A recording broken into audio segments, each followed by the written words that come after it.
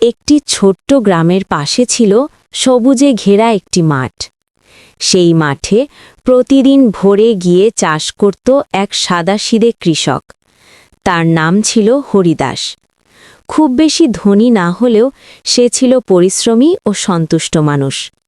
তার ছোট একটি কুঁড়েঘর, সামান্য জমি আর একটি হাঁস, এই ছিল তার সব সম্পদ। কিন্তু সেই হাঁসটি ছিল একেবারেই সাধারণ নয়। প্রতিদিন ভোরবেলা হাঁসটি একটি সোনার ডিম পাড়ত। হরিদাস প্রথমে বিশ্বাসই করতে পারেনি। সে ডিমটি বাজারে নিয়ে গেলে স্বর্ণকার পরীক্ষা করে বলল, এটা খাঁটি সোনা।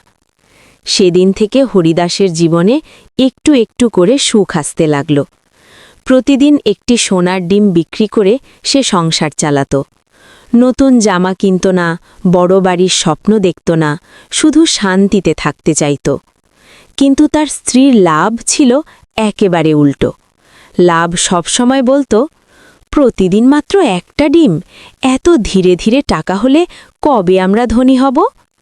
হরিদাস শান্ত স্বরে উত্তর দিত, লোভ ভালো নয়, যা আছে তাতেই সুখ।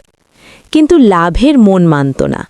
সে প্রতিবেশীদের বড় বাড়ি, গয়না আর বিলাসিতা দেখে ঈর্ষায় জ্বলত। একদিন সে বলল, শোনো, ওই হাঁসের পেটের ভেতর নিশ্চয়ই অনেক সোনার ডিম আছে। একবারে সব পেলে আমরা রাজা হয়ে যাব। হরিদাস ভয় পেয়ে বলল, না না, এতে হাঁসটা মরে যাবে। কিন্তু লোভ মানুষের চোখ অন্ধ করে দেয়। সেদিন রাতে যখন হরিদাস গভীর ঘুমে, লাভ চুপি চুপি হাঁসটিকে ধরে রান্নাঘরের ছুরি নিয়ে এলো। হাঁসটি ভয়ে ডাকতে লাগল, ক্যাঁ ক্যাঁ। এক মুহূর্তের জন্য লাভের হাত কাঁপল, কিন্তু পরক্ষণেই সে ভাবল, আজ কষ্ট, কাল সুখ। সে হাঁসটির পেট কেটে দিল। কিন্তু ভেতরে একটিও সোনার ডিম ছিল না, শুধু রক্ত, যন্ত্রণা আর নিথর দেহ। সকালে হরিদাস উঠে সেই দৃশ্য দেখে মাটিতে বসে পড়ল। তার চোখ দিয়ে অশ্রু ঝরতে লাগল। সে হাঁসটিকে কোণে নিয়ে বলল, তুই প্রতিদিন আমাদের বাঁচিয়ে রেখেছিলি। লাভ তখন বুঝল তার ভয়ঙ্কর ভুল। সে কাঁদতে কাঁদতে বলল, আমার লোভই সব শেষ করে দিল। কিন্তু সময় আর ফিরে আসে না। সেদিনের পর আর কোনো সোনার ডিম আসেনি।